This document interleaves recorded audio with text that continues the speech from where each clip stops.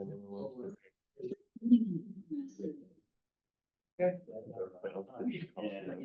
right, good evening.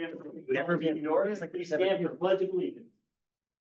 I pledge allegiance to the flag of the United States of America and to the republic which stands one nation, indivisible, with liberty and justice for all. All right, good evening, everyone. There's a guest list over here. Has anyone not signed the guest list? Good job. All right, number 2, approval of the minutes from the regular board meeting, January 13th, 2025. I move to approve the January 13th, 2025 school board minutes. Discussion? Discussion. It's been moved and seconded to approve the minutes of the January 13th, 25 meeting. All those in favor signify by saying aye. Aye. Opposed, same sign. Motion carries. Number 3, prioritize the agenda. Mr. Drill. Should be able to go right straight down the line. Then number 4A is superintendent's report. Mr. Drill. Good evening, everybody. Got my report in front of you. The upside is that we are finally reaching that point where we are the same amount of students this year as we had last year. Remember last year we had a really high and then it dropped pretty quickly starting in January. So we are within 3 students right now of where we were last year. If we continue to hold like I've seen that, we will certainly get past where we were last year and have slightly more students than we did. So that's good. It's a way for us to continue to hold on the number with regard to finances, right? Because we are basically funded based on the number of kids that we have. So that's important. The legislature is now started. The legislature is in action, and that's always good and scary, but at the same time for education. They, as in the lobbyists for COSA, basically said there are about 800 bills that get in front of the legislature with regard to education law. So some are interesting, some are really bad from our perspective, and others are, I think, intriguing as they try to figure out how to move education forward in the state of Oregon and what that might look like. Everything from the change requirements for graduation to how do you deal with testing and those kinds of things. So those things are up for conversation and discussion. We'll keep you posted. Probably the biggest thing for us is that for the first time in many years, the governor decided to help us with the roll-up costs and started a number that makes actual true sense. So the starting ask from the governor's budget is $11.36 billion. That's a little over $1 billion more than what it is for this biennium. So normally in the past, you would have gone out $300 or $400 million and then you would have had to fight for that difference. And so now we're at a place where we can spend a lot more time focusing on the 2 areas that I think educators across the state I think are important for all of us, which is really centered around special education. So we get 11% coverage for special education. That means we get paid twice for a special education student up to 11% of our number of kids. After that, there's a few ways you can get around to get a few more kids involved to get paid extra. And for the most part, the general fund carries that. And that number, that 11% hasn't been changed. I was going to say 1992, but Kathleen corrected me earlier. It's 1991. That number has not changed since then. So all education partners, all unions, associations, and lots of people that are in the special ed world and fighting for help with regard to special education students are asking the legislature to either take the cap off completely or to cap it at 15%, which would really push our number up, which gives us more money. So what do we, that 11%, let me stop you on that. What do we get 11 of the 11% of the student body, we get how much? 11% of the number of students, right? So the entire student body, 2,700 Times kids. 0.11. Right, times 0.11, that's the number of kids. We have that many kids in special education, and right, we would get the right amount of money to cover all those kids. And so what is, in the first 11%, what is our dollars per student for those first 11%? You get 2. You get one for one regular student, and you get another account for being in So special they're education. like double counted. Correct. So we get 20 or whatever Yeah. for each Yes. student.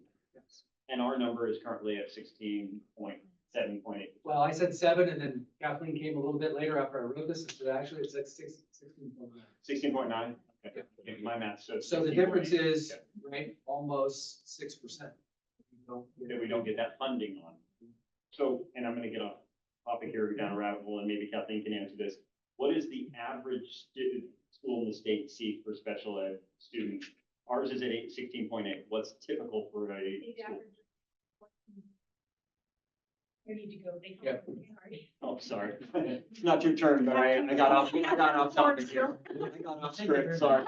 It's actually gonna be, I'm gonna talk a little about it in my report, but state average right now is about 14.8%. But districts are starting to see a rise, and I'll talk a little bit about that. But right now, we're the highest we've been since I started 5 years ago. At 18 or 16.8, 16.9. By the time we finish the school year, we'll probably be pushing more towards exactly at 17%. Because we still have kids in the hopper that are being evaluated as we We're speak. getting paid on those up to 11%, and we're at 17, so 6% of those kids, we're self-funding at least a portion of it. Correct. And again, when I come back up here, I'm going to talk about another allocation of money that we call high cost disability, where we do receive additional funding, but I'll talk a little bit more about that. That's okay. Good questions, good answers, appreciate it. And then finally, the budgeting process, as you guys are aware, right, we get started right now with regard to the budgeting process for the next year. Scott and I have met a number of times. We've already met with a couple of people with regard to what that budget might look like. I'm going to tell you right now, our goal, and we talked about it at our admin meeting today, is to try to see if we can be flat funded and not have to make any cuts. Our goal is to try to be where we were here. So that's a goal that we're trying to accomplish. So we'll keep you posted. We'll go from there. Any questions?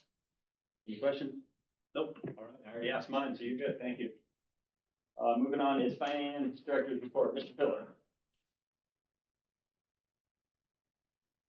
Well, you have my report in front of you.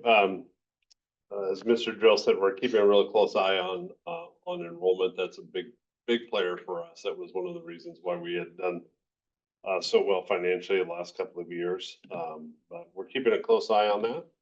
Our long-term sub costs look like they have stabilized. We talked at some time, I think the last meeting, about the impact that has had on our general fund. Essentially, we're paying for a lot of positions twice, and so with these long-term sub costs, when you look on your financial report, you will see that some of the contracted benefit costs are going to be a little bit over budget this year. So that's one thing that we're keeping a real close eye on. I think next year for our budget, we're going to look at creating a new special revenue fund for that, just so we can put some money away, just in case of, this is a particularly rough. So hopefully next year is a little better. And so if we can, put some savings away and, $200 fund, we can manage that a little better. And then finally, there's a lot of my written report about we call it the Caruth issue. I don't know if there's any questions on that, but essentially one of our long-term vendors had a cyber attack. They got a lot of data, or they have the potential to have a lot from our employees and roughly about 82 other school districts in the state. So were we breached or were they? They were breached, but Okay. they have a lot of our data's our employees' financial data, which names and addresses and social security numbers, because their role was essentially to manage the funding and distribution and financial compliance of any employee who had supplemental retirement. And do we know the extent of their insurance, quite frankly, for cyber coverage? Do they have enough insurance to cover the depth of this? I don't believe they do. We have opened a claim up with SAFE, and we've joined With PACE. or PACE rather, not SAFE. With PACE. And so we're part of a working group that's been discussing this, but and also right now, to my knowledge, the bad actors have not actually they've asked for some money, but they actually haven't actually acted upon the data they have. I'm not sure if they have that ability to get into it. So I think right now it's just a wait and see. But yeah, our working group gets emails kind of constantly, but we're not sure in terms of coverages what they Right. have. Have we identified exactly what was taken as far as our private data is concerned? No, not at this We're not point. even sure of that. No, we're not sure of that. We know what kind of data they had. Right. But we don't know how We don't much. even know who. Yeah, we don't know. So we have alerted, we put some things out on the website. We've done staff emails, all staff emails and that kind of stuff for protection and that kind of stuff. Right. But right now, I think that that's about all. If it wasn't us that was hacked. No, it wasn't. You know, it's just kind of the, you know, and I know that Donald had an issue, he and I were talking probably a month earlier than this about Power School, which is a large national company, another vendor of ours that was not here necessarily, but other markets. And, yeah, it's just kind of the time, sign of the time. Yeah. Anyway, my report's pretty short this month. Any other questions? Questions, for Mr. Pillar? No? All right, thank you very much. Thank you, Mr. Pillar. 4C, Director of Human Resources, oral report from Mr. Thatcher. Hey, good evening, friends. First I want to say, I appreciate everybody pitching in. As you know, we've been doing HR kind of with Kevin and I at a piecemeal. And so that leaves some of the building administrators to have to do extra work.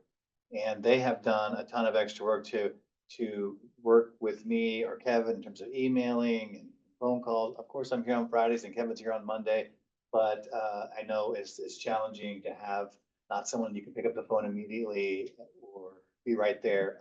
We have made exceptions and tried to cover all of our bases. So thank you guys for stepping up at the building level. And a little bit biased, but also Jennifer and Lisa have done the lion's share of the work, and I have to go home, so I got to say that. No, just kidding. Jennifer and Lisa have been amazing and also just alerting both Kevin and I when there are significant things that need to be dealt with quickly and immediately. So it's been great to serve, and hopefully we'll get a full-time person in here. The job is posted. So if anybody wants to resign from the board and take it, no, if anybody wants to put the word out, we'd love to have some great applicants.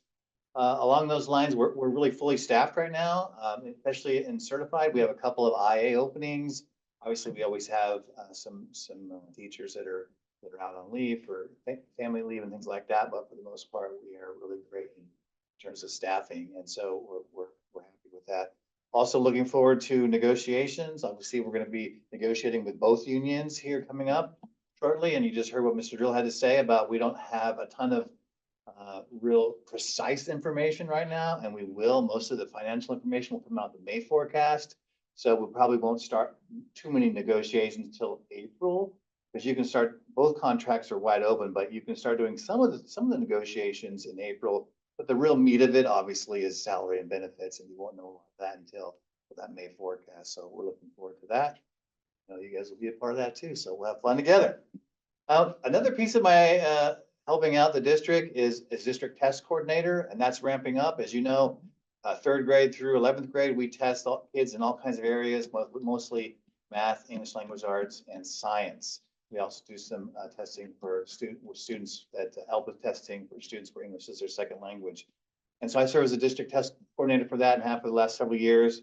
So that means establishing the district testing window, setting up all the admin and teacher accounts across the district, ensuring all the people who would be administering testing have anything to do with testing, take the annual required trainings, which are significant. Mostly it means having great testing coordinators at the building level, which we have. If you know or see Tamara Nixon, please just give her a hug. She does an amazing job in entering all the modifications and accommodations for all of her special ed students, which has to be preloaded. So when they go to take their test, they have everything they need, and she does a fantastic job. It's also, I have to report all test irregularities to ODE if something does happen, if the student is hitting materials they shouldn't or cheating. So we've started a lot of the ELPA testing, which is again that second language piece. But then here shortly in the high school and junior high, we'll be starting state assessments. There's an additional piece now. It's called the SEED survey. It's really a student self-report survey of how they believe their educational experience is going, and we have to offer that. Students do not have to take it. Parents can opt out. Students can opt out. It's not required, but we have to make room for it in the schedule. So that's a little extra piece that's added on to the state assessment. So those are the two pieces. I'll be back up to talk about a retirement or two and some coaches, but if you guys have any questions, I'm happy to answer. I want to ask a question about Yeah. the state testing.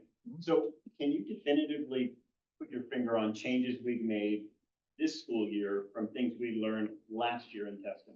Yeah. Many of the 3 through 11 grades. Yeah. So I would say the majority of that is at the elementary level, because that's where you can have the most bang for your buck. we test an 11th grader and things are, maybe not working as well. There's not very much time left. Right. Although we do make some significant changes because even though the state has not said we're requiring students to show proficiency for graduation in those areas, because remember, if you don't pass the state assessment, then we used to say you have to do some kind of a locally scored work sample to prove you have proficiency. And the state has taken away that expectation, although we have not. So we will continue to work with students even at their junior year, the following year, to make sure that as far as Cascade's concerned, they can demonstrate proficiency. So, and we do a great job with that. The real work will happen in grades 3, 4, 5, and 6. So what happens, we have a literacy coach, we have math coaches, and teachers and administrators take that data and they say, where are we strong in Turner, Cloverdale, and Elmsville, and where do we need to have some challenges? And so then those small groups that we do pullouts in literacy and in math, tailor those groups towards the needs of the students, or areas that we've struggled in. We've seen some significant growth in the elementaries, which again, we'll double check when we take the test again this year, but that's really where it happens. Of course, we're always looking school-wide in terms of curriculum alignment and what curriculum should we purchase and is it effective? And you know, we've done some great diagnostic with our iReady math curriculum we purchased a few years ago, but really it's those in the trenches, those small groups with teachers and IAs who are focusing on students who are struggling in specific areas. Now we've always done a great job in ELA, and now we're doing the same thing in math and really start seeing results. Okay, so we're able to take, frankly, the simple answer is we're able to take the data that we get from these state testings and incorporate change to better serve our students. Yeah, it's definitely one of the tools that we use. We use some other, but we definitely use that information. Yeah. Okay. Anything else? Great, thank you. Thank you, Mr. Patrick. All right, number 4D is Special Education Director's Report. That would be Ms. Johnson.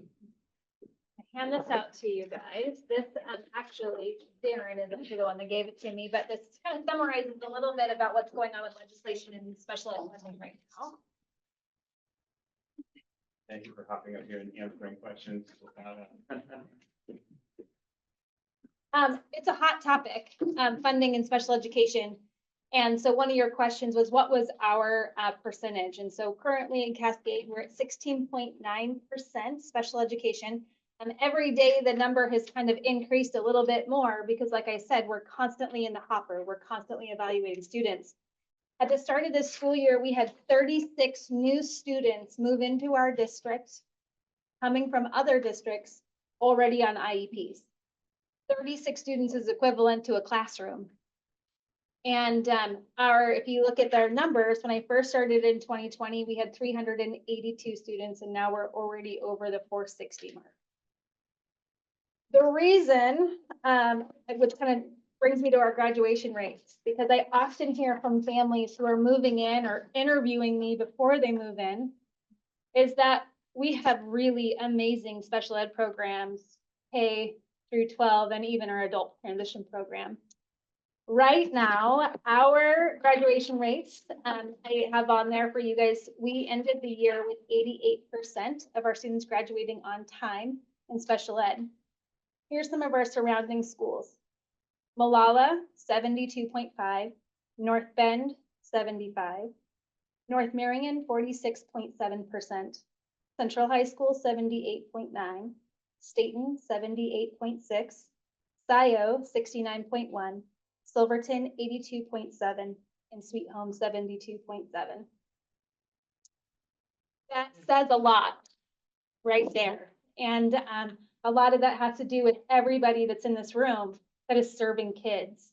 And our special education team, our teachers and our instructional assistants, their jobs are not easy because every year the needs are becoming more and more, which is why our legislation is going and they're asking for more funding. So I was told you I was going to talk about high cost disability. So high cost disability, it's a myth that we get paid extra dollar amounts for all of our students in special education. What it is, like he explained, we only get up to 11% extra cap, so double weighted. And then we have another pot of fund, which is on here, it's at number 2 in your bullet pointed that's on here that talks about high cost disability. Last year, I submitted 20 students who cost us more than $30,000 to educate. It cost us to educate, fully educate 20 students, $1.5 million. We got back from the state $225,000. The goal and the hope is that we can really recoup some of those funds. And I say that dollar amount to you because without you guys and without a superintendent who appreciates and values and understands the necessity for special education, what we've done in Cascade wouldn't be possible. I sat in front of about 20 new special education directors today, and they were blown away at how we do special ed at Cascade, and they were mostly blown away with how we do staffing. Our specialized programs, again, I believe are some of the best around, and those are specialized programs are life skills, behavior, and an autism program. And we highly staff our elementary programs so that by the time they get to the junior high and high school, they're more prepared and more ready for school. So again, thank you. Do you have any questions for me? I knew you would. All right, so you said that in 24, we had 453 students receiving special education services. Fast forward down to, or backwards down to 2020, we had 382 students. Has the bar to have someone become eligible changed, Great question. Yes, up or down? both directions. It depends on the disability code. Okay. So, What I'm asking is it easier for someone to qualify essentially for special ed services now than it was in 2020? no. But what happened was COVID. Okay, So with COVID, you saw a learning loss immediately. And what happened is, there's a lot of speculation. A lot of us believe that when COVID happened and we lost all that learning, it made it more challenging to determine, is this a disability or is this loss of instruction? And did that loss of learning exacerbate what could have been an intervention program that exacerbated a disability now requiring specially designed instruction? Right. so what if we went back to say 18? Before COVID was even in the Yes. picture? Yes. What was our number roughly in 18? Ooh, I don't know the answer to that, but I know it was below It was 382. 382, It was right, smaller. let's say it was smaller. And our population across the district, our numbers back then were smaller than Were what they smaller, are sure. now, So- right? Right, it might have been about the same percentage. Yes. Okay, so then back to the disparity and now disparity, versus yeah. then, is it harder or easier for someone to qualify for these services now? I think all of these people would say it is about the same because it is challenging. We have to go through quite a bit of a process. What's different though, Brett, is that we have more students moving into our districts already on IEPs and they're searching out Cascade. So they're intentionally moving They're here, they pick up intentionally moving here. and move to this district for Yes. these services. I literally, in the last month, have had 3 phone calls from parents interviewing me for them to decide if they were going to purchase a home here. Because once they buy, of course, then we can't deny them bringing their child here, whereas if they live in Salem, They have to, we, they have to follow the same transfer Right. policy as the everybody answer is else. make. And even to say, you know, we had a family interview me, they interviewed 2 other districts surrounding us. They purchased a home, which they thought was in the Cascade School District. And it wasn't. And now they actually are debating not following through with the sale of their home or the purchase of their home. Because that's how important it is for them to bring their daughter with significant needs to a school district who has specialized programs who will meet the needs of their daughter.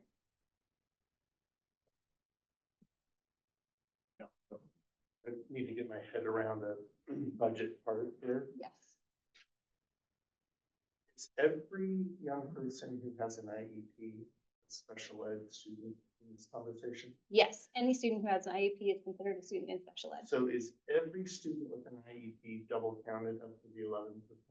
Yes, And do we have young people on IEPs who are double counted, but who don't actually fulfill their IEP requirements, without them costing the district any more money than other students? Yes, yes, well, yes, except for the fact that if you're receiving special design instruction, that means you're either utilizing an extra teacher or an extra instructional assistant, and there's always materials going in to provide your services. So I want every student to get the best education possible, right? And I want them to move to our district and be glad to be here. And want to be here.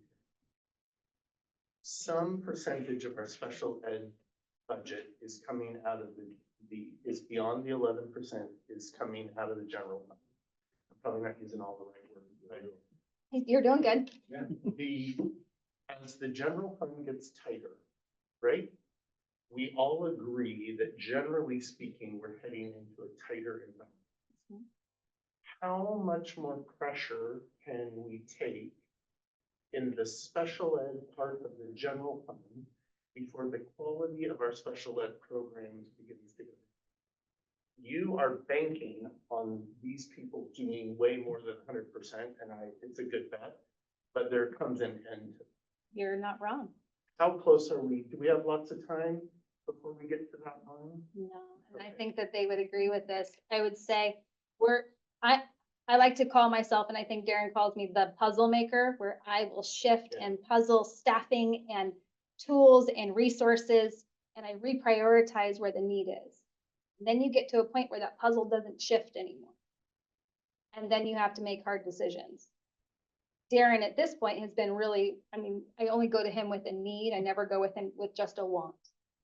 And we're getting to the point where the higher our class, the more high need kiddos come into our school district, the harder it is to make that puzzle shift. And so something's got to give, which is exactly why legislation, and including at the bottom of this are a ton of advocacy programs that are usually the ones standing on the other side of the table advocating for families when school districts aren't doing a very good job.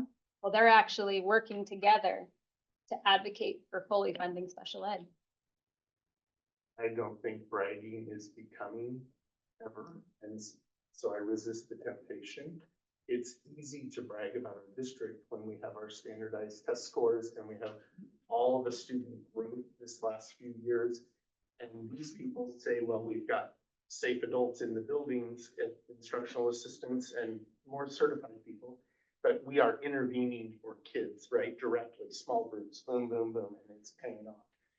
There's a day coming where friction develops, right? Or is exacerbated between special ed funding and general fund, general population kids funding.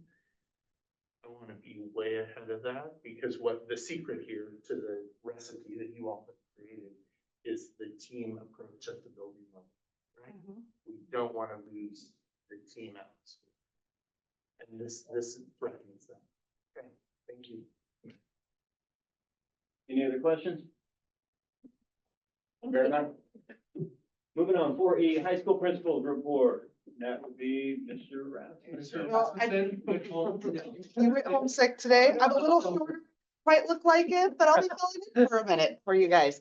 Oh, yeah, of course. Welcome. So Mr. Rasmussen would just like me to say, everybody had his report. If you had any particular questions in regard to it, he's more than happy to answer it. There are some upcoming events at the bottom that are just always great to highlight. We're doing our senior exit interviews that start next week. And as we're talking about teams, the high school team always comes together each year to do this. And it's really a fun process to be a part of. One of my favorite days to be a part of. And so it'll be really good to see what these students' plans are. Because when those questions come up is, what do you want to do after high school? And everything ranging in answers is just my favorite part of it. So I'm really excited to see how that goes.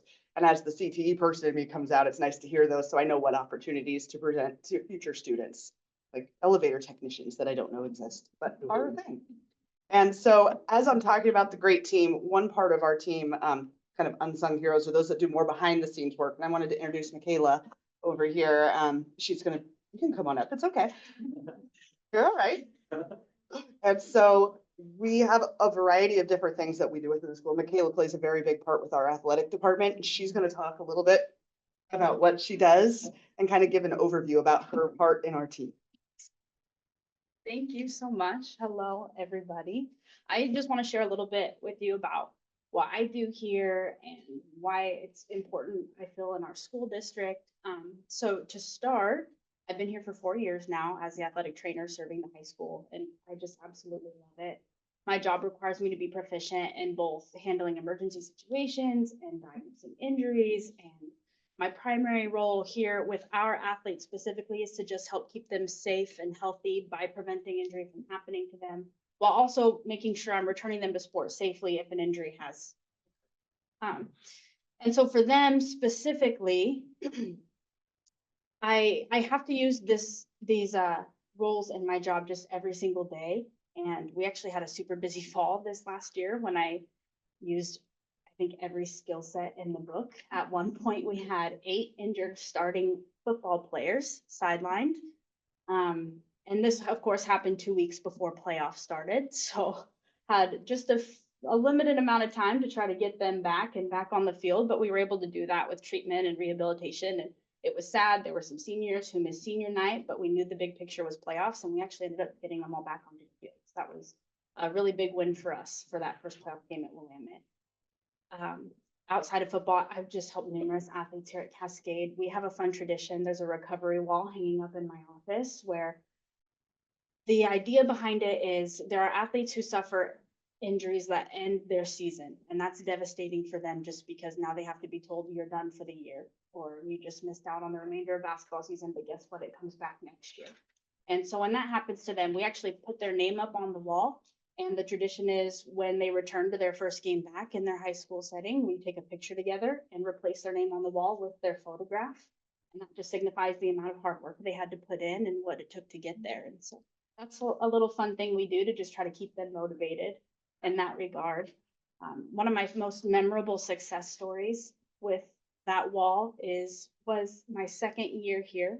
We had a senior volleyball athlete who went down on the court in a preseason game, and we found out a week later that she had torn her ACL, which for most is a season-ending injury. And it was devastating, not just because she was a senior that year, but also because that was the team that had won the state title the year previously, and she was going to be a big piece to their playoff run for that coming year. But she had a lot of grit and determination, and she was very functional from the beginning. So we just worked on building her strength, and we tried different ways of taping and bracing her to kind of stabilize that knee, and ended up 4 weeks after that injury occurred, getting permission from her orthopedic to return her back to sport to finish her senior year here at Cascade. So she played the second half of league. They went all the way through playoffs, and ended up placing second in the state that year. And after that, she had surgery. We rehabbed for the rest of the year, and now she's in her second year at Southern Oregon University as a collegiate level volleyball player. So just a cool story, just one of my favorites. She just is an amazing kid. She was a great individual to work with. I just want to include too, where I'm so thankful to be here and so thankful that we have this program here. I know schools that don't have one have to deal with sending their kids to a doctor right away when they're injured. And so it's fortunate for us that we don't have that, because now we're not waiting for the doctor's timeline, not only to get in to see them, but to then return the injured athlete back, which can take weeks sometimes. And of course, it's saving all of our parents money in the school district, and I'm sure they appreciate that as well.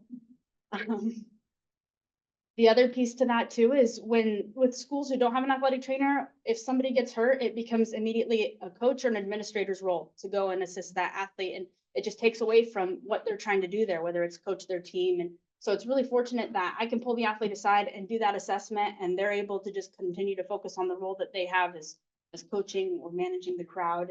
And then I can get them that injury report as soon as I have it, whether or not the athlete can return.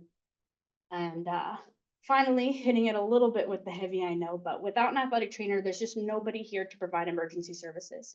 And so, for example, Newport High School, who has never had an athletic trainer, lost a athlete last fall.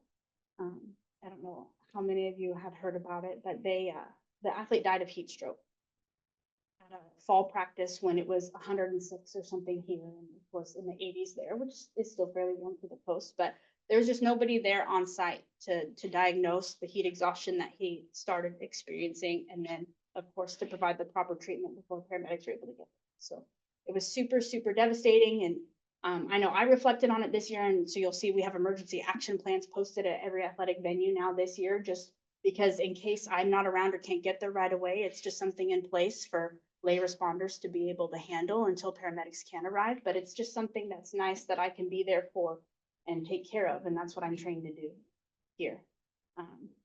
But I would just like to finish that I went to school here, and so I love being here so much and take a lot of pride in what Cascade stands for. And in addition to athletic training, I also substitute teach here quite often, and I'm an assistant softball coach to our high school program and coach a community youth softball program that's just entirely Cascade based, and I've been doing that for about 5 years now, and I take a lot of pride in it, and I love my role here.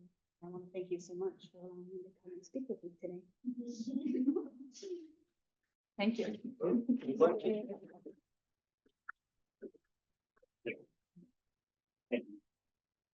And in terms of, for Pete, speaking for Mr. Rasmussen, that was all he had on his board report for me. So if you have any questions, I could try to answer them, or we could send them on to Mr. Rasmussen.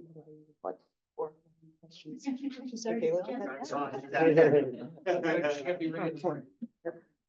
right, We're good. fantastic. Thank you all. Appreciate it, thank you. All right, junior high principal's report, it's gonna be Ms. Leday. Good evening, and I would totally brag about Michaela. This fall, we had 2 football players go down, one 7th grader, one 8th grader, opposite sides of the field. 2 ambulances came, one dislocated kneecap and one broken leg, and she was there and helped assess and get kiddos stabilized. And I went out, I'm like, what the heck happened, you know? And they weren't even against each other, but 2 ambulances coming to take care of my kiddos. So it was nice to have somebody who knew what was going on, when I'm just, you know, I can hold your hand and, you know, put a blanket on you, and that's about all I got. So, junior high report, you have it. I was trying to think, and I think this last few weeks, we've definitely been trying to give back to the community or community support. The one big thing to change is the grandparents luncheon. We actually bumped it from last Friday because we weren't sure if we were going to have snow or ice, and a late start would not do well with our poor lunch ladies trying to get extra meals and everything. And I didn't want some grandma in a ditch. So we are bumping it to the 28th. We already have 250 grandparents signed up. There's another 100+ kiddos. We are already booked and full and super excited, and we're trying to figure out, the cafeteria is already going to be full, but how do we get more grandparents who want to come? So we might be having to divide by grade level at some point. You know, 6th grade maybe does a different day than 7th and 8th, just to be able to accommodate everybody who wants to come, because we're just growing. And I mean, what a great problem to have, though, too many people wanting to come and hang out with their grandkids. So that's a good thing. Any questions for us, though? I want to ask you about your chart, your diagnostic results, that's page 4 here. So we've got red, yellow, and green on that. And we can't see it, and I'm not asking you, but can you see what students fall in there? Yes, we can narrow it down specifically When to you see which the red, ones. you know who's sitting in the top of that pyramid. Mhm. Okay. And then what do we do different once we know that? A lot of it fortunately, with our SIA money, we have had, our hiring 2 math coaches or as instructional assistants. So we target them to classes that we know where the kids struggle. And then a lot of the teachers are great. And you guys are going to go sit in the back with Mr. Brown or Mr. Stucker and have specific, you know, one-on-one or small group instruction with these people. And that seems to help. A lot of the kids that are struggling are ELL kiddos or, you know, our special ed kiddos. So we know that they're going to struggle. They get extra support in their Encore resource rooms. The ELL kiddos have extra support in their Encore class as well. So that helps. And it's definitely eyeballing these kids. What do we need to do better, you know, to support them? 6th grade does a great job with providing enrichment and extra content time, building math facts. That's a big component. If you don't know how to multiply easily, just one slight mistake is going to take you off. And we've also found that just giving these kiddos the time to take the test and to put true effort out, because a lot of them will rush through, and in junior hires, you know, the faster they're through it, they might get to do something fun. So incentivizing, it's amazing what kiddos will do for a popsicle. And if that's what it takes to have them do great, you know, and put out true effort, I appreciate that. So it's definitely, how do we do these kids, you know, make these kids grow continually. So if we take the red one, and we do these extra breakouts with them, what's the expectation of how many kids are then gonna shift out of that red into the yellow? Some of them are just gonna stay, you know, special ed kiddos, that them truly getting up and over Sure, that I bubble, understand that. probably not many. It's the in-betweeners, you know, the ones that are close, those are the ones we try to focus on the most. And I'm hoping that we're gonna see, you know, another 9-10% shift up, because there is, it's broken down into 4 different components, and geometry hasn't necessarily been hit yet. So, you know, in the math classes, so I'm hoping once they see it again in the spring for their diagnostic, then they're gonna, oh, I've seen, you know, how to do, you know, volume of the cylinder or whatever, and now they have these skills to input. Right, and so I guess what I'm asking is, if this is what it looks like at one part of the year, one snapshot, does it look the same at the next snapshot, or are we able No. to shift that? No, push and we've everybody already down been, up or whatever? right, we've already been shifting up.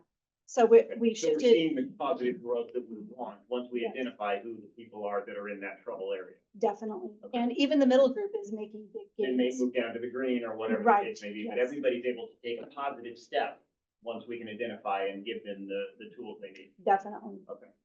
Yeah. Any other questions? Great, thank you. Yeah, thanks so much.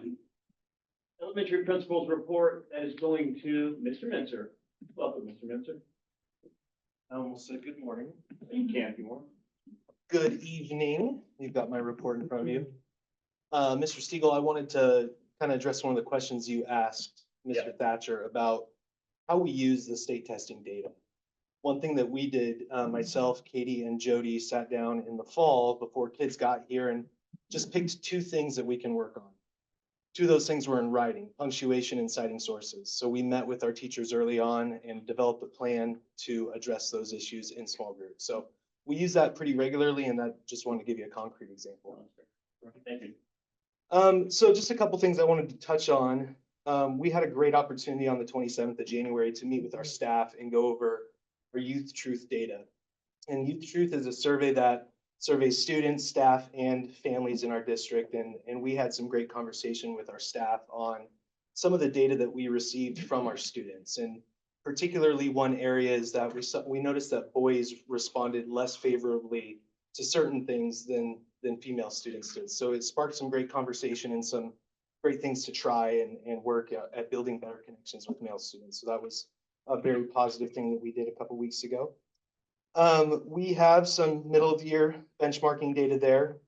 Just a couple of things to point out. Our 5th grade saw some tremendous growth. Almost half of our students are reading above grade level, which is fantastic.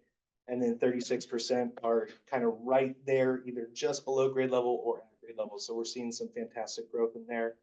And then in math, particularly what I wanted to point out is almost 40% of 4th grade students improved their standing. So they grew either from below grade level to at or went above grade level. So kids are just working super hard. Teachers, our interventionists, everyone is putting in the time.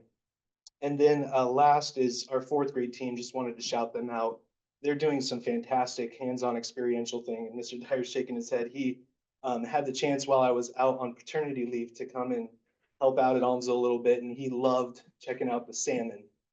They hatched salmon from egg, and then they also released them in the Mill Creek and did a whole experiential learning project on that. And right now they're hatching chickens. I made a joke earlier that we could do a little lottery and start selling the chickens since eggs are so high. So if you need some chickens, you let me know. Okay, any questions for me? So I'm going to ask you on this, a little follow-up on it. It said the discovery sparked meaningful conversation about the engaged connection with the male students. So, and I appreciate that we're talking about this and we're able to identify things. What changes were made? Give me some examples of what we're doing different. Yeah, we've got every so often, it's about twice a month, we meet together as a staff and we go over different instructional strategies that we can implement in the classroom. And we usually teach that strategy by using some sort of thing that's applicable to our teaching. One of those strategies is a reading strategy. And I just met with a teacher who we selected an article on that very topic. So how to relate with male students. And it's all about building more relational capacity. So as we're teaching this new instructional strategy to our staff, we're using this article on how to build better relationships with male students. So let me back up on that. So you're teaching the instructional strategies. How's that teaching going down? You're doing it twice a month? Yeah, twice a month after school, we meet with us, with our staff and do an Avid strategy, and it's just all the teachers get together. We go through the strategy together as a group. There's some teachers who provide the strategy. We all walk through it like we're learners. And the content of what we're learning is usually something that relates to to our profession. So instead of doing it on, Magic Treehouse book, we're gonna do it on this article. And are you able to completely train that one afternoon on a strategy? I'd say it's fairly beneficial. We try not to bite off more than we can chew. Okay. So I call them quick hitters. Right, so this isn't recreating the wheel by any means. Correct. And it's all good teaching. It's all stuff that teachers have done similarly. Right. It may be called something different, but we also give each teacher a little note card with the finer points of that strategy and, so And they then have is the that as a reference. expectation that they'll implement that effective immediately? Yeah, we don't go around with a clipboard and say, do this or you're in trouble type of thing, But but, that's my question is 6 months later, are they still doing it? it depends on the team and what the needs of the students are. Sometimes those high level reading strategies aren't gonna work as well in kindergarten and might work Right. better in fifth grade, so, it just depends. But it's more than just lip service. People are just going through the Correct. motions and then we're back to the old ways Right. effective immediately. For sure. Yes, sir. Other questions? Anything else? No, all right. Thank you very much. Thank you. Director of Technology. Mr. Coon. Yes, thank you all for being here. You should have my report in front of you. I only have a couple things I wanted to touch on. The first, as Scott mentioned, was the Power School breach. That occurred in December, late December. Had nothing to do with us, not in our system. This was a nation or worldwide data breach. They got both student and staff data. As I'm sure you'll ask, primary data was like, for our district was date of birth, first and last name, home address, parents' names, addresses. Some like doctors' names were in there.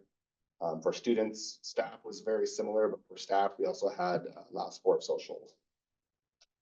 I'm not sure exactly why we use that for an identifier, but we have it in there.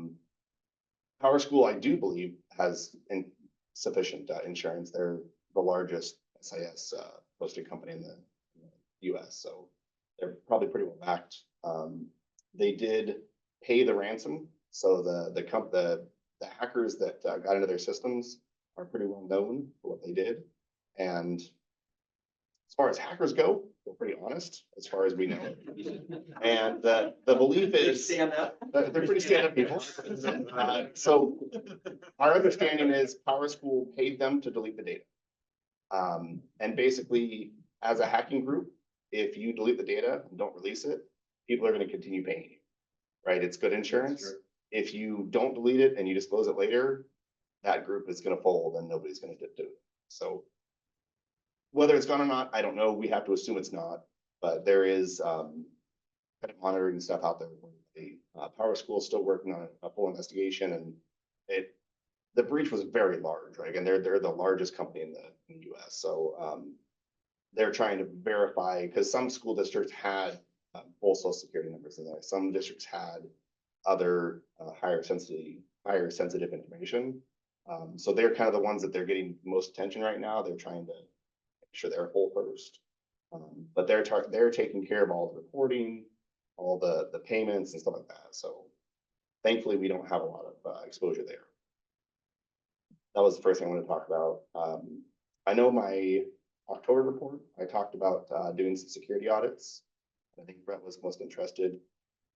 We don't have a ton of data back. I had an independent consultant do a firewall audit, and he basically audited against CIS policies, which is like kind of general best practices, right? So in security, we can't just say, this is the most secure and this is what we're going to do, because that would be unplugging the internet, right? That's the most secure. So we have to say, okay, this is best practice.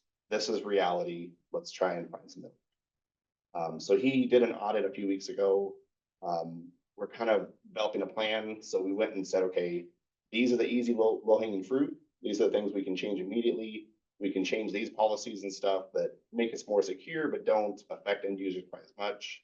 And then kind of on a 60-day plan, we have some items that might have some user impact. So we'll have to kind of set up a plan, get backups, notify staff, do it over a long weekend.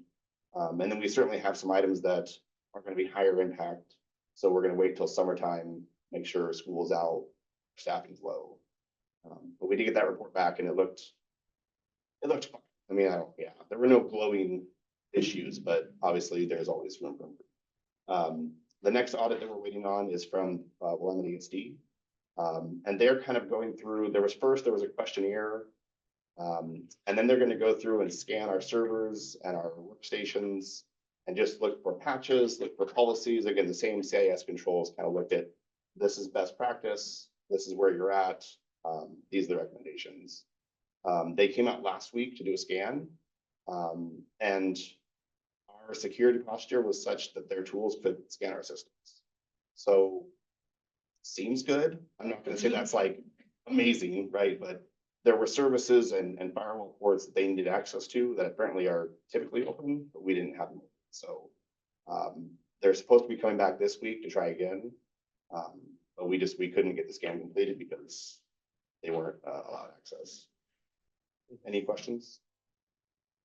So could you identify, and I won't ask you to identify, but can you identify a cyber area where we are weak security wise right now? Can you put your finger, if you said, hey, our firewall or our multi-factor authenticity, any of these areas, could you put your finger on an area where we're the weakest when it comes to our cybersecurity? The weakest, so our highest vulnerability is the same as every school district in the country, the nation, and that's the end user.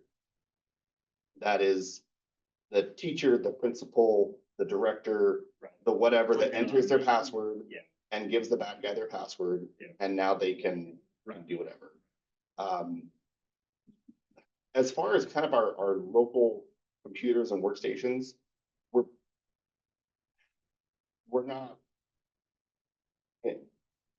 perfect, but we're in pretty good shape. I had previously worked with the security guy at the ESD, and he gave me a preliminary report, and he was like, I'm looking at your servers, and they look really good. He was like, I don't see a lot of areas for improvement. I was like, awesome, that's perfect, that's what I'm hoping. I think those things are gonna be pretty good.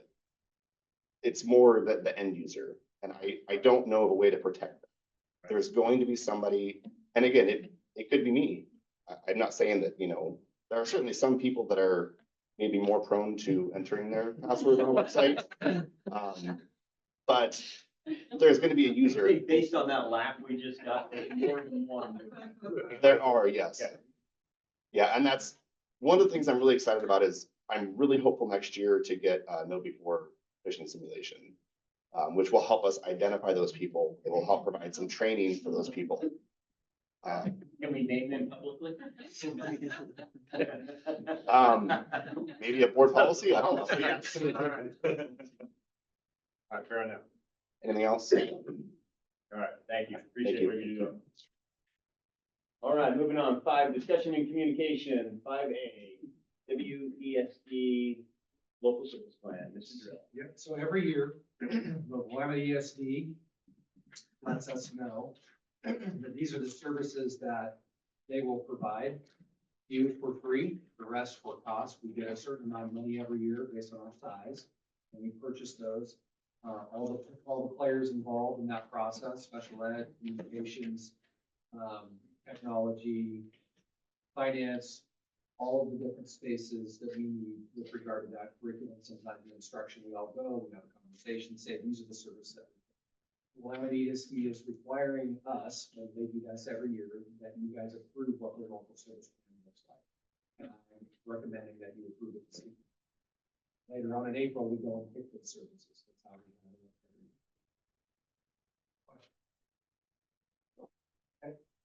We're good. 5B, school calendar. Mr. Drill. Oh, the fun of the school calendar. So, every year we go back through and take a look at the calendar, and we are required by contract with the certified union to share that calendar with them.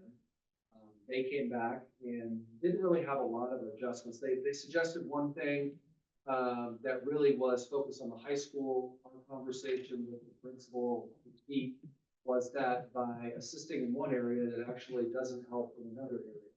So in the end, we decided to leave it alone. It would have affected about 35 kids. This calendar is exactly the, as it is this year, it's just that one day is moved to the right. So it's not one of those where, hey, the meeting started early, the weekends don't work out for Christmas break, it all kind of just falls into place, much like the one we have this year. So I would recommend this calendar. If you have any questions, please feel free to ask me, and we'll go from there. All right, any questions?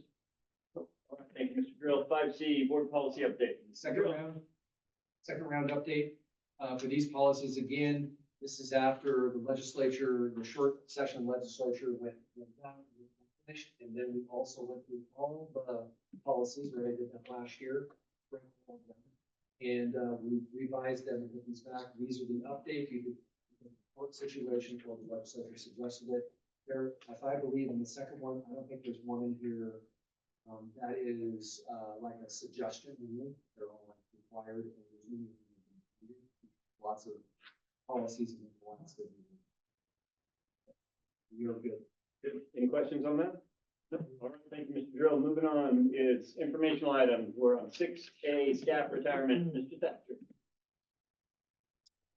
We just have one staff retirement, Donna Ray Loomis, who has been serving as our family and consumer studies. You might know it as home ec, and she was going to be, she's already retired from PERS, but she's going to be officially fully retiring, effective immediately. So I recommend that you accept her resignation or retirement. We actually have made an offer for a long-term sub, but they're going to do the school year already just today. So that's all. All right, thank you. Any questions? No. All right, 6B, coach advisory list. Mr. Thatcher. Yeah, so each season we try to get in front of you, the coaches. In this case, there's some girls basketball coaches coming up with the junior high. I think yours are in gold. Are they the ones that are highlighted? And then on the second page, there are some junior high wrestling coaches, as well as one change in high school girls head coach wrestling. So those are the recommendations. Not very many this time. All right, any questions? No, that's it. Appreciate it. Thank you. 6C programs report, safety, Mr. Dyer. Welcome, Mr. Dyer. Welcome. Good evening, everybody. Yeah. Hey, so anyway, safety, things are going really well overall. I want to give a huge thanks to the district safety committee. Basically, it's made up of our vice principals, also our directors and food services. The district nurse is a part of that as well. And things are going really well. Our experience modifier is at 0.88, and so which is great. I'm gonna step out of my realm a little bit here, but 1 is like the average, and anything below 1 is below average for the expectancy of what we would expect, how many injuries we would have a year. And so actually 0.88 is actually up from what we were at usually before. Usually we sit around 0.6 or 0.7, somewhere on average. So we're doing really well. And Scott could probably talk to that, saved us money on the back end with premiums and different things like that. So couple things, injuries. We only had 2 major injuries that actually had staff members out for a significant amount of time. It was actually, we had 36 days total, and there was 2 of them, and one of them was 34 days. The other one was actually only 2 days. And so really, we're not really getting injured in big fashions or big injuries or anything like that. Huge thanks to Joe and his crew, Joe Lule in maintenance. They are very quick to respond when we say things that need to be fixed, and they do respond. Olin's sitting here, Olin and Marv are constantly around the district, and they are just doing a great job with that. The other thing along with that crew is that crew is very safe, and they work together as teams, and so they're always watching each other's back. They're always making sure that we're doing things in the safest manner possible, and so they do a really good job also inspecting our equipment. They go around and inspect our playground equipment. We worked with Pace this year to send out consultants that work with them and trained our people to make sure that we have safe equipment and our grounds. On a side note, I did not know he was coming today, but I do have Michael Majors here. And Michael Majors, he works for Salem Kaiser, and he does risk and safety management for Salem Kaiser. And so his kids go here, and I call him up probably at least once or twice a month and be like, hey, can I run this past you? What would you guys be doing? He actually had me come out and look at the CPE programs in Salem Kaiser and how they do safety protocols and how to make sure that those environments and those classrooms are safe for the kids. It was nice to then be able to go out and to see what their standard is and kind of compare that to work with PACE and then go through our CPE programs and kind of look around our classrooms and make sure that they're safe, and we're doing a good job. So again, it's great to have great partnerships with neighboring districts as well. So with that being said, that is safety. Do we have any questions on that? Yeah. Staff accidents, 27 for the year so far. Yeah. Is it safe to say that a lot of those come out of the special ed area? Yes, I would say there's a chunk of that, but also it could be just we're also reporting more than we reported before. And so kind of like what Brent was asking, is it easier to get a kid on an IEP? Is it easier to report an injury? We're reporting things more so we can make sure that we're looking at trend data and different things like that. And so I was very vigilant in telling SPED people in the classroom if there's anything I want to know about it, and so we can respond accordingly. So we do have an uptick in that, but yeah, there's things happening. Because I mean, we were talking about finances with special ed. I mean, that doesn't even come to account if we have to send a teacher to the hospital. And it does happen. Now, one thing that I need you guys to know is Kathleen has done a wonderful job training her staff. We have Vicki Peters, who's a skills trainer. That is a trainer in MANT training, and that is how we do for like restraints and seclusions and how we hold kids and making sure that we are doing it in the safest manner, not only for the child, but for the staff member. Right. After any injury or any seclusion or restraint that we have to do, we follow up. We go over the behavior support plans. There's a very specific things that we do in order to mitigate anything moving forward. That way, so Kathleen has done a great job with her staff. Make sure that we're doing well there. Yeah. Any other questions for safety? No, that's it. All right, thank you. Yeah. Thank you, Mr. Dyer. 6C2 is SIA needs assessment, Mr. Dyer. So, kind of go through. Oh, there we go. There you go. All right, integrated planning. So, a couple of years ago, you guys had Mr. Thatcher, and Mr. Thatcher put together our first integrated plan. And so this is money that we received from the state to the student, as the Student Success Act. And basically, we need to make sure that we're giving the money to the right place and we're dispersing the money. Oh, I got the microphone, sorry. That we have to be distributing the money to where we feel the need is, where we have the greatest need.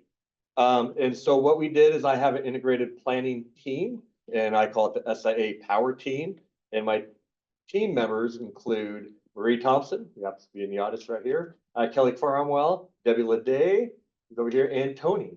Well, and we picked this because it's a representation of all the different schools and grade levels. So we have represented elementary, junior high, high school, and throughout the different schools.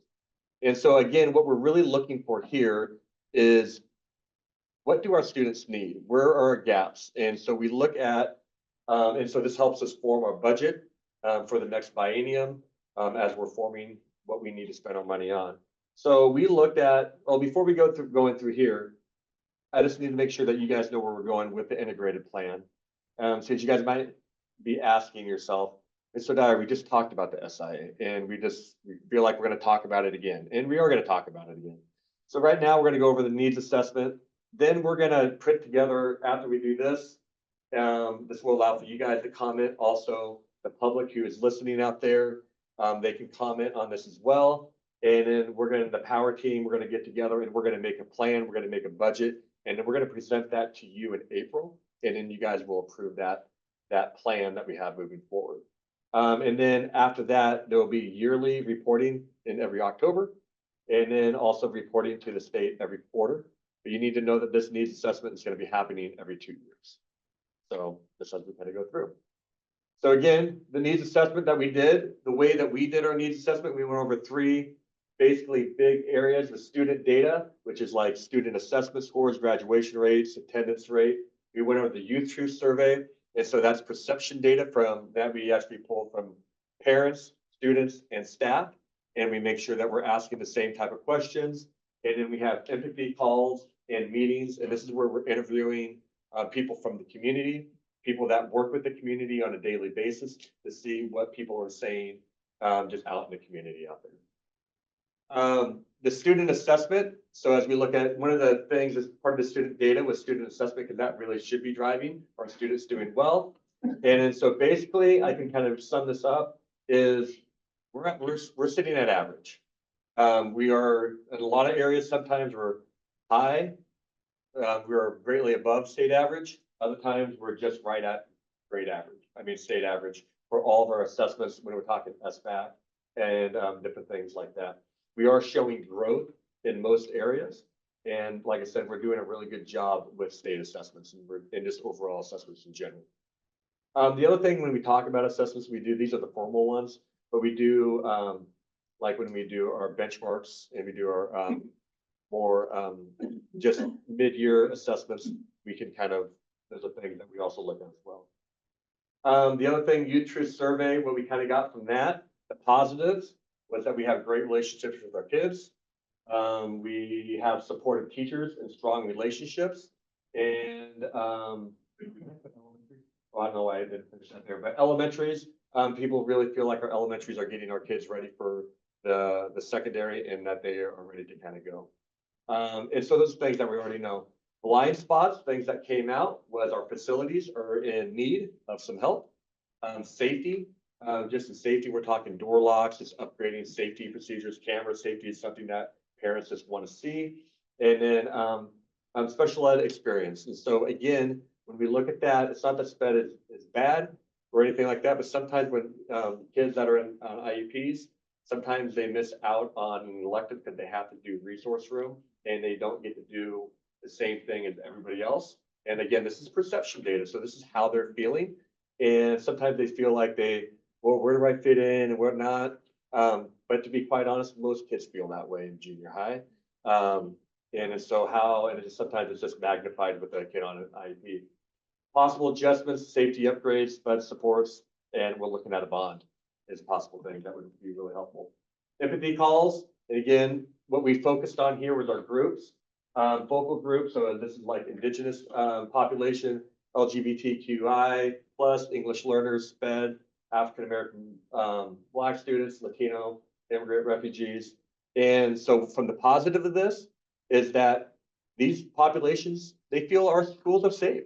They like what's going on here. They feel like they are a part of the community. And they also feel like they have staff that advocate for them on an everyday basis. Blind spots, as we kind of go forward, is sometimes they felt like they're not heard. They're just not being listened to. Or sometimes they feel like a wallflower. And so how do we fix that? Kind of out of sight, out of mind. And then possible adjustments would be systematic check-ins. How are we systematically checking in with these focal groups just to make sure that we're listening to them and we're hearing them. And that's it, kind of moving on. So these are the things that we kind of saw. These are the things that we're looking for and moving forward, moving ahead. Do we have any questions? Yeah. Remind me, how often are you guys meeting? Did you say? Oh, the SIA power, I call them the power team. Yeah. We meet, actually for the longest time we met weekly. Then we took, until we got perception data back and we're looking at some data points. We took about 3 weeks off and now we're meeting weekly again. Then it's about an hour and a half. And then every month we have a 4-hour meeting at the ESD that we do training to make sure that we're doing everything to be in compliance with the state. Questions? All right, thank you. Yeah, thank you. Yeah. Appreciate it. 60, statement of economic interest, Mr. Drill. Yep, just a reminder that as board members, right, the famous state legislature included you in the state ethics commission, so you need to fill out this form. If you have any, fill out your SEI between March 15th and April 15th, so it's coming, just want to let you know, I'll mention it again at the next board meeting. And if you have any issues or questions, Jennifer can help, or Lisa can help. It doesn't take long. I think it takes me about 5 minutes. Will we be getting an email telling us go here? Or do I need to send this off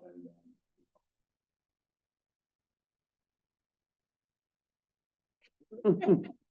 Oh. Thank you. All right. Thank you, Mr. Bill. Sure. Any other questions on the statement of economic interest? Nope. All right. Marion County election notice. Okay, just a reminder that, there are 3 of you that are up for reelection. And, I'm certainly one of those people that hope that you reapply. So February 8th is the first day to file, March 20th is the last day to file. So, once I get to the end of February, I start asking Jennifer to check and then I'll be on the phone. Double checking with you, with the 3 of you. So, zone 2, 4, and 5. All right. Any questions on that? All right, moving on. Public comment. We have none today, correct? So no need for the statement. All right, moving on to resolution. Hang on a second. All right. Resolution AA, resolution regarding Willamette ESD local service plan. Be it resolved that pursuant to the provisions of ORS 324.175, the Cascade Board of Education moves to approve the Willamette ESD local service plan for the 2025 through 2027 school year. 8A, resolution regarding Willamette ESD local service plan has been moved and seconded. Any discussion? All those in favor signify by saying aye. Aye. Opposed, same sign. Motion carried. 8B, resolution regarding 25-26 school calendar. Be it resolved, the Cascade Board of Education moves to approve 2025-26 school calendar as presented. 8B, resolution regarding 25-26 school calendar has been moved and seconded. Any discussion? Nope. All those in favor signify by saying aye. Aye. Opposed, same sign. Motion carried. Resolution 8C, resolution regarding board policy, second reading and adoption. Be it resolved, the Cascade Board of Education moves to approve the second reading and adoption of the board policies as proposed. Second that? 8C, resolution regarding board policy, second reading and adoption has been moved and seconded. Any discussion? No discussion. All those in favor signify by saying aye. Aye. Opposed, same sign. Motion carries. All right. Future agenda items, drill. Just, wrap up, superintendent's evaluation. You guys did the first part, so we'll set up an executive session for, March, probably at 6, instead of 5:30. You guys would like, how long? I think right now 6 would be adequate. If it needs to change, please let me know. We'll all start to have more conversations also about the bond in the next couple of months. Mr. Costello sitting right up front, so we'll be ready for it. Okay. All right. That should do it. Anything else, anybody on the board? Nope. All right. Meeting adjourned. Thanks, everybody. Appreciate everyone's time.